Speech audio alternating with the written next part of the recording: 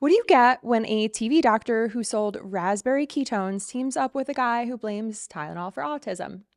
Trump's administration, where science is made up, where proof is optional, and reality is whatever they say it is. Let me show you what I mean. You mentioned at the top that you want medications to be affordable, effective, and safe for Americans. We're speaking today on the day that window shopping began in the Affordable Care Act program on those marketplaces, and that shows that unless those tax credits are extended, those subsidies, the average plan will increase for Americans by somewhere around 115%. Do you believe that Congress should extend those subsidies so that most Americans do not receive significant increases in their premiums? Where'd you get that 115% number from? Kaiser Family Foundation. They retracted that. That data was run inappropriately. They changed the messaging on it. Go back and look at the website. Here's the truth. The window shopping is already revealing that the average American is going to pay who's on the ACA, between 100 and 400% of poverty level, is going to pay $50 total next year. It's going to be $13 more than this year. So there can be a lot of hair pulling and scratching and mudslinging, but the fundamental reality for most Americans is that although it is an increase in spend, that's not the big issue. The big issue is the fundamental flaws within the ACA as they were created 15 years ago. We want government reopened so that we have people working, running the numbers, trying to help experts, actuarials, insurance company experts, to try to figure out more holistic ways of dealing with the bigger challenges that we face in America with increasing costs, which I don't think the enhanced premium tax subsidies, which were created for COVID, designed for COVID, they were short term initially for a very, just a year, then extended until this year just to get through COVID. And I think we all agree that COVID has passed. So therefore, COVID era subsidies should also pass. The Kaiser Family Foundation did not retract anything. As of September 2025, their analysis shows that if enhanced premium tax credits expire, premiums will increase by 114% on average. That's about $1,016 more per year for the average enrollee. $13 and $1,016 are two different numbers. One is over 1,000. And let's not forget who Dr. Oz is, the TV guy who spent years peddling miracle weight loss scams and unproven supplements before becoming a Trump political operative. The same guy who was investigated by Congress for pushing fraudulent diet pills. Now he's in charge of healthcare policy. For a family paying $400 a month, we're talking about premiums jumping to around at least $860 a month. That's the difference between having health care and going uninsured. And 24 million Americans are currently enrolled in the Affordable Care Act marketplace plans.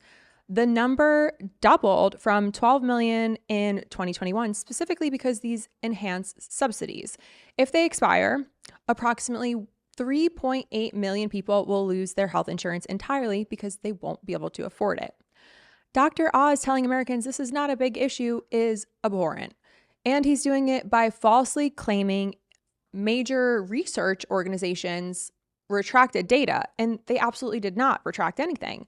This is major gaslighting, and it's especially dangerous because Dr. Oz actually has medical credentials that give him undeserved credibility while he pushes policies that will harm the very people he took an oath to help. And then, of course, we have RFK Jr. The causative association between Tylenol given in pregnancy and the perinatal periods is not sufficient to say it definitely caused autism, but it is very suggestive. And it's suggestive in animal studies and core blood studies, in observational studies from nation to nation.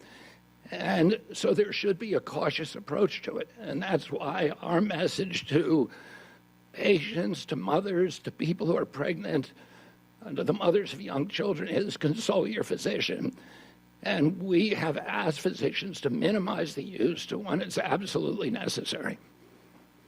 He's claiming that the causative association between Tylenol and pregnancy and autism is very suggestive. Notice the choice of words. He admitted literally one day later that he doesn't have sufficient evidence for this claim. His exact words were, "We're doing the studies to make the proof." This is the nation's top health official who is spewing nonsense on what he openly admits is essentially a hunch. And he's doing this all while we already know who's doing the studies. You know, the thing you're supposed to do before scaring millions of pregnant women who already have enough on their plate and are already hard enough on themselves as it is. Like, maybe we should consider, instead of stoking fear, we can maybe ask pregnant people, how can we make your life easier? Can we ensure paid family leave, accessible healthcare, and real support instead of anxiety through like random Tylenol studies? Studies are important, yes, but so is giving expectant parents the resources that they need to actually thrive and not just survive. So while the headlines chase hunches and real policy does not exist, which could help them rest easier or see doctors when they need to and focus on bringing a new life into the world, instead they're getting unnecessary panic from RFK Jr. But it gets better. Texas Attorney General Ken Paxton has already filed a lawsuit against Tylenol's parent company based on these completely unproven claims. And Trump, a man also with zero medical training, has been posting in all caps on Truth Social, "Don't use Tylenol unless absolutely necessary. Don't give Tylenol to your young child for virtually any reason." Meanwhile, the actual science says something completely different. The largest study published in JAMA in 2024 examined 2.5 million births in Sweden. When researchers did sibling analysis comparing siblings born to the same mother, the same association between acetaminophen, Tylenol, and autism completely disappeared. This tells us genetics and environment explain the correlation, not Tylenol. The World Health Organization stated clearly in September of this year that there is no conclusive scientific evidence confirming a possible link. No scientific evidence confirming any link. And here's the practical problem. Tylenol is the only over-the-counter pain reliever considered safe during pregnancy. Ibuprofen and aspirin have documented fetal risks. So RFK Jr. scaring pregnant people away from their only safe option for pain and fever based on studies he admits have no proven causation is irresponsible. But why wait for proof when you could just make it up and look it up later? Look, this isn't that complicated. Dr. Oz is lying to justify taking healthcare away from millions of families.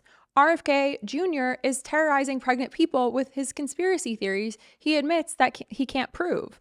And both of them have the power to write policy that affects your life positively. This is what happens when we let grifters and conspiracy theorists run our government. People get hurt, real people, your neighbors, your family, maybe you. So if you want to see more fact-based breakdowns like this, please hit subscribe. We're not counting on RFK Jr., we need you to pay attention. And a reminder, the Lauren Preacher Show, the original channel, has been occupied. I no longer have access to it. This is a place where we can stay connected. I also self-fund 100% of this work and run everything solo. No team, no corporate backing. I research, write, edit, clip, program, schedule, promote every episode myself. Every piece of content you see here is made by me from start to finish. And your subscription or your support directly keep this work alive. Otherwise, I'm going to really burn out. We need more pro-democracy voices to counter the endless cycle of misinformation and propaganda coming from the right. I cannot grow this work without you. So your value means the world to me. And I will continue to do analysis, unfiltered coverage with your subscription. Share this with a friend. Help this message reach more people. Every view, every share, every subscription amplifies this voice fighting for accountability and transparency and fairness. Thank you.